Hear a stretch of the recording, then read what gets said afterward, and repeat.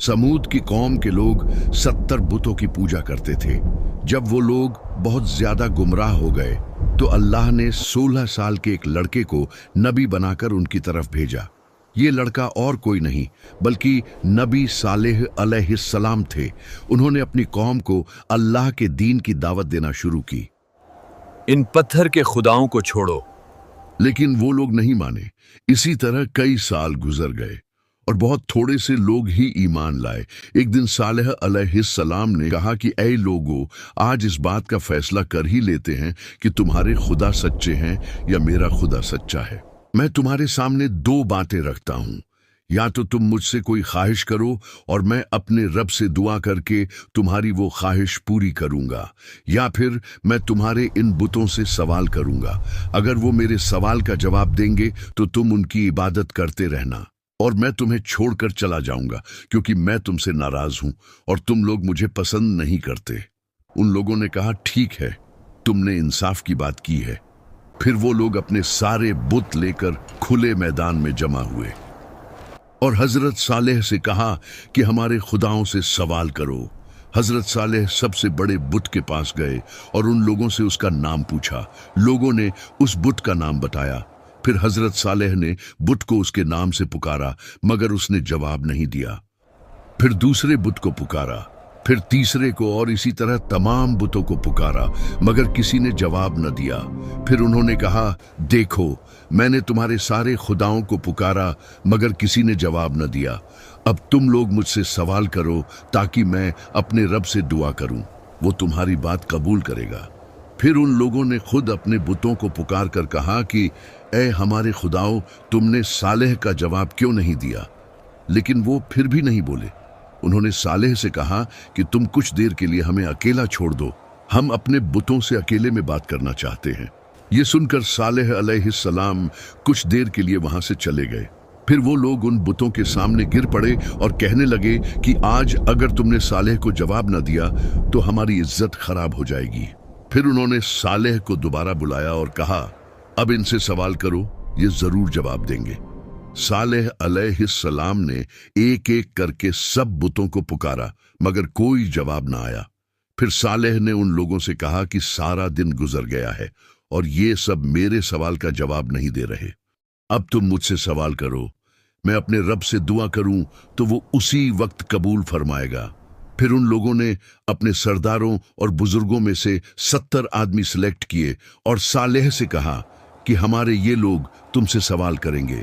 अगर ये लोग तुम्हारी गवाही देंगे तो हमारी सारी कौम तुम्हारे खुदा को मान लेगी। उन 70 लोगों ने एक पहाड़ की तरफ इशारा किया और कहा कि हम उस जगह पर चलकर तुमसे सवाल करेंगे। वहां पहुंचकर उन्होंने कहा, अपने रब से दुआ करो कि इसी पहाड़ से एक सुर्ख रंग की ऊंटनी बाहर आए और उस ऊंटनी के पेट में 10 महीने का बच्चा भी हो।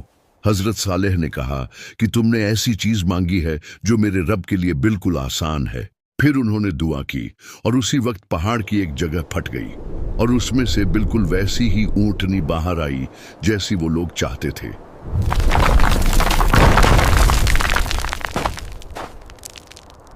लोगों ने जब ये अजीब मंजर देखा तो कहने लगे कि तुम्हारे रब ने इतनी जल्दी तुम्हारी दुआ कबूल कर ली। हजरत सालेह ने उनसे पूछा, क्या तुम्हें अब भी कुछ शक है? उन 70 लोगों ने कहा, नहीं। फिर वो वापस अपनी कौम के पास लौटने लगे ताकि उन्हें जो कुछ देखा था वो सब बता दें, मगर रास्ते में ही उनमें से कुछ लोग बदल गए और कहने लगे कि सालेह ने कोई जादू किया है और ये सब किसी खुदा ने नहीं किया। सिर्फ कुछ ही लोग अपनी बात पर कायम रहे और कहने लगे, नहीं, जो कुछ हमने देखा वो बिल्कुल सच था, कोई जादू नहीं था। लेकिन ये सिर्फ 5 ही लोग थे और उनकी बात किसी ने नहीं मानी।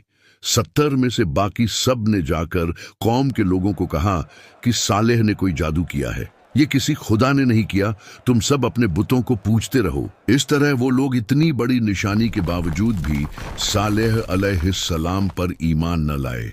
फिर अल्लाह ने सालेह को हुक्म दिया और कहा, इन लोगों से कह दो कि ये ऊंटनी तुम्हारे दरमियान ही रहेगी और कुएं का पानी एक दिन तुम लोग इस्तेमाल करोगे और एक दिन ये ऊंटनी पिएगी। जिस दिन ऊंटनी पिएगी उस दिन तुम लोग पानी के पास नहीं जाओगे और उस दिन ऊंटनी का दूध पियोगे और वो दूध इतना होगा कि तुम्हारी पूरी कौम के लिए काफी होगा।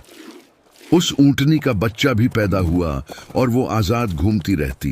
इस तरह एक दिन वो लोग खुद पानी इस्तेमाल करते और दूसरे दिन ऊंटनी पानी पीने के लिए आती और उस दिन वो लोग ऊंटनी का दूध निकालते।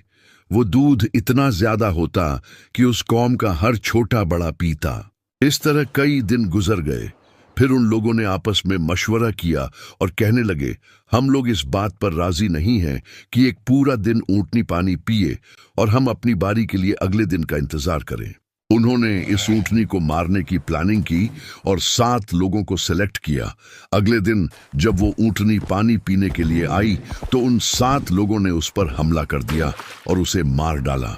ये देखकर ऊंटनी का बच्चा पहाड़ की तरफ भागा और आसमान की तरफ मुंह करके ऐसी आवाज निकाली जैसे रो रहा हो।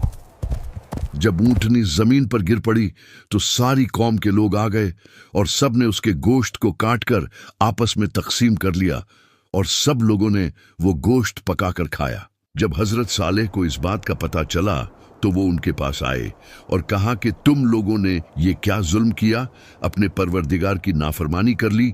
उसी वक्त अल्लाह ने हजरत सालेह को वही फरमाई और कहा, तुम्हारी कौम ने बगावत और सरकशी की है और ऊंटनी को मार डाला।